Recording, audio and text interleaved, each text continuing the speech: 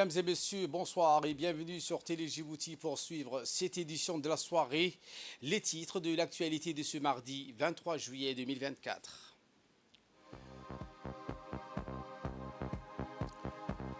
Le chef de l'État, Ismaël Marguerite, est arrivé hier à Paris pour participer à l'ouverture des JO 2024. Également dans l'actualité de ce 22 heures, au moins 20 morts et plusieurs autres blessés hier à Gaza. Le bilan s'alourdit dans la bande de Gaza. Voilà pour les titres. Merci si vous nous rejoignez sur Télé Djibouti. Le chef de l'État, Ismaël Marguerite, est arrivé à Paris hier pour participer à l'ouverture des Jeux Olympiques 2024 et un sommet consacré au sport et au développement durable. Durant son séjour, le président de la République sera reçu à l'Élysée par son homologue, le président français Emmanuel Macron. Lors de cette réunion de travail bilatérale, les deux parties aborderont divers sujets, notamment la coopération économique, la sécurité régionale et les initiatives durables. Le 25 juillet, en marge des travaux du sommet, M. Guélé participera à un dîner officiel offert par le président Macron et le président du CIO en l'honneur des chefs d'État et de gouvernement présents pour l'ouverture des Jeux olympiques. Et pour revenir donc à ces Jeux olympiques qui se tiennent à Paris, les délégations prennent le quartier dans le village olympique. De nombreux athlètes venus des quatre coins du monde se sont installés dans ce village olympique. Ces Jeux olympiques de Paris s'ouvriront dans 4 jours, vendredi 26 juillet. Des athlètes venus des États-Unis, d'Afrique du Sud, de Belgique et plusieurs autres pays se sont installés à ce village olympique. Il faudra attendre dans 4 jours jusqu'au vendredi 26 juillet avant que les Jeux olympiques de Paris ne soient officiellement lancés.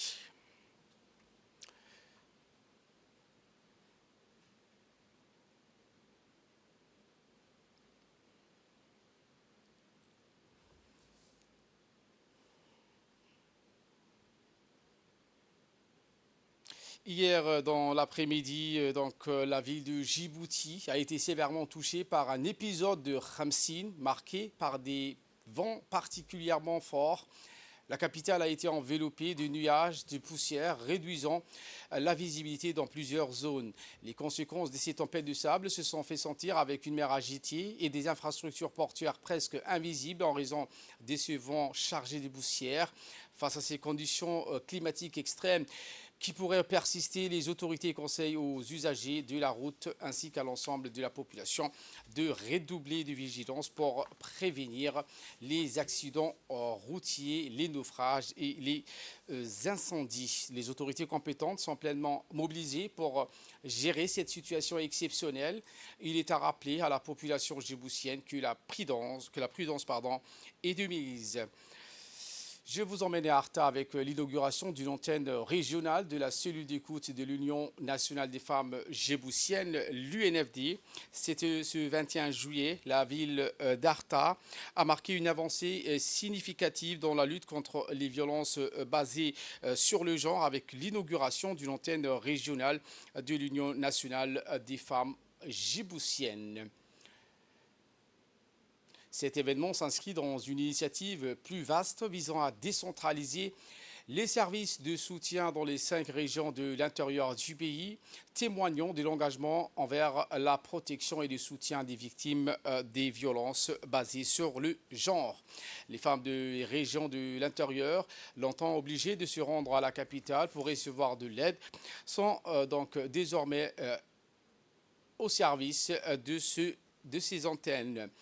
Ces antennes donneront des soutiens psychologiques, des suivis juridiques et sociaux à proximité. La réopérationnalisation de ces antennes régionales vise également à pallier le manque de mécanismes locaux de prise en charge, facilitant ainsi l'accès à l'aide nécessaire, la fiabilité des diagnostics, notamment pour les violences basées sur les genres. Ces antennes ont été financées par un programme du projet USAID.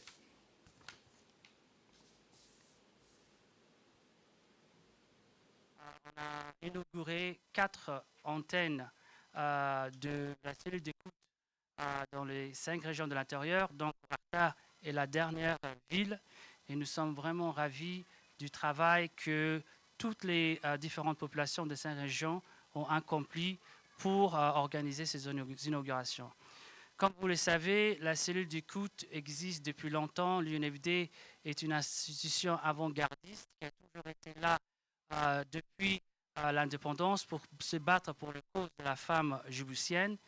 Et la cellule d'écoute fait partie des avancées accomplies par l'UNFD, bien sûr en premier à travers la vision du président de la République et de la Première Dame, qui depuis fort longtemps luttent pour que la femme djiboutienne soit au premier rang des décisions qui concernent les avancées économiques et sociales de notre pays.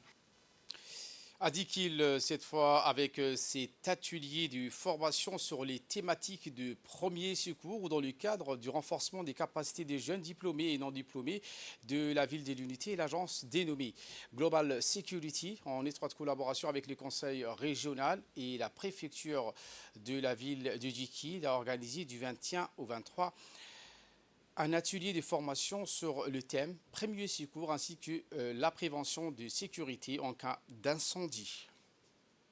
Au total, plus de 35 jeunes composés de jeunes filles et des garçons dans la tranche d'âge de 18 à 25 ans ont bénéficié de ce atelier d'importance capitale, un atelier qui a vu la participation du président du conseil régional de la ville de l'Unité, Mahad Hussein Ahmed, le préfet adjoint Idriss Hussein Abbas, le secrétaire général du conseil régional Abdallah Mohamed Hassan, des responsables et les formateurs du cabinet Security Global.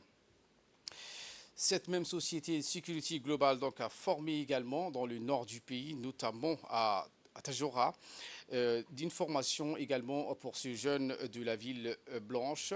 Ils ont lancé un atelier de formation sur le même thème qui est le secourisme et incendie à Tajora de façon donc simultanée à Dikil. C'était le 21 au 23 juillet et c'est un partenariat avec l'ANEFIP et le conseil régional de la ville blanche sous la houlette du vice-président du conseil régional et actuel président par intérim Abdou Omar Abdelgadir en présence du préfet de la région.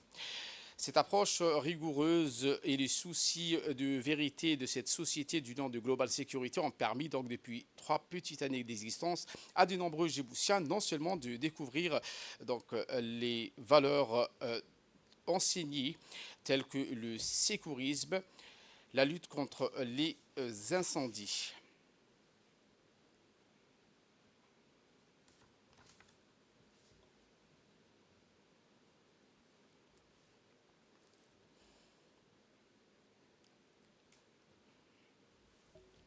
Et lors de cet atelier, le préfet de la région s'est exprimé en ces termes. Voici ses propos. L'honneur me choisit d'assister à cette formation portant sur le premier secours. Le premier secours est une action noble pour pouvoir répondre à toute difficulté. Les difficultés, d'abord en premier lieu, je crois qu'il y a eu auparavant des formations en ce sens. En premier lieu, il faudra répertorier toutes les difficultés.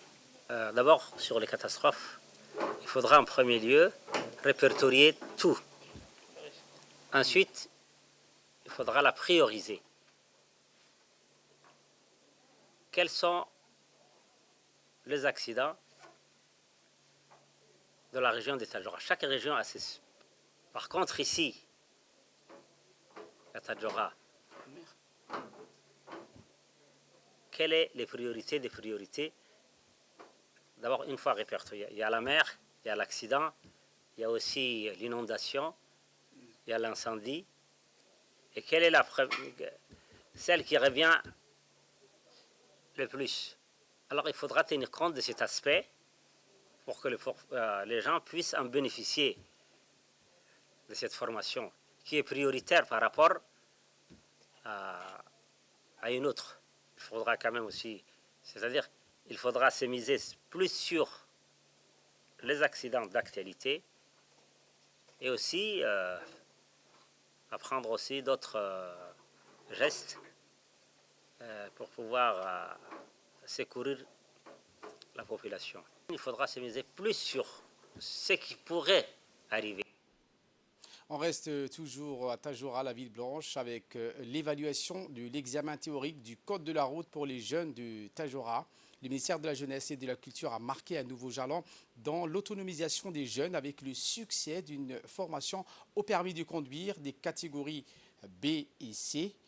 Initié en janvier 2024 au Centre de développement communautaire de la Ville Blanche, cet événement tant attendu par les bénéficiaires s'est concrétisé dans la journée du lundi 22 lorsque les inspecteurs du service des mines se sont déplacés à la Ville Blanche, plus précisément au CDC de Tajoura pour évaluer les jeunes récipiendaires de cette formation. Ces efforts s'inscrivent dans une stratégie plus large du ministère de la Jeunesse et de la Culture, cherchant à offrir aux jeunes des régions, des compétences pratiques et des opportunités concrètes d'insertion économique. En dotant ces jeunes des compétences nécessaires pour la conduite, le ministère vise à renforcer leur employabilité et à stimuler le développement économique local.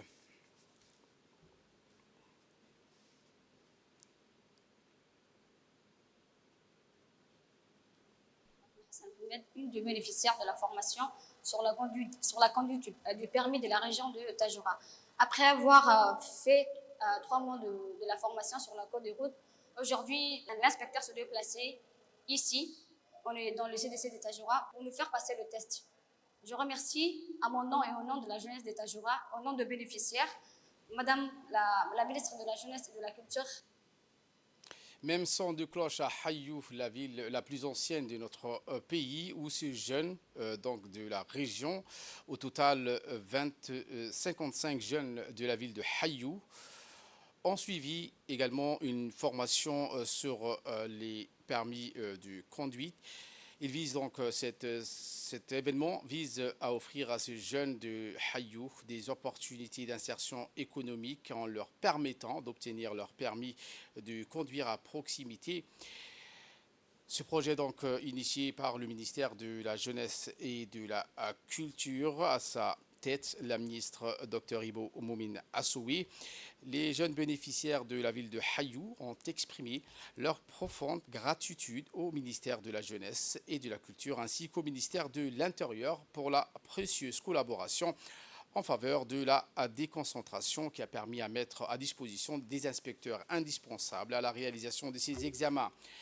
Initiative qui renforce donc l'engagement commun en faveur de la formation et de l'autonomisation des jeunes du pays.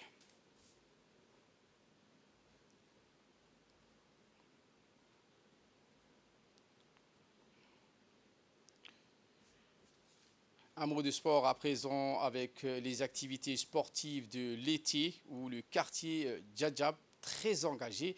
Et ce, toujours dans le cadre des activités sportives de l'été. Le comité du secrétariat d'État chargé des sports a visité le terrain de Djadjab où un match de haut niveau se déroulait entre deux belles formations.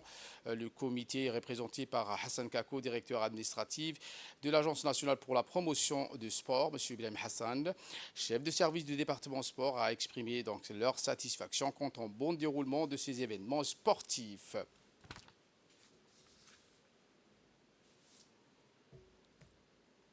En nouvelle du monde cette fois, je vous le disais en titre, au moins 20 personnes ont été tuées et d'autres ont été blessées ce lundi à la suite d'attaques aériennes et d'artillerie israélienne qui ont visé plusieurs villages situés à l'est de la ville de Khan Younes, dans le sud de la bande de Gaza.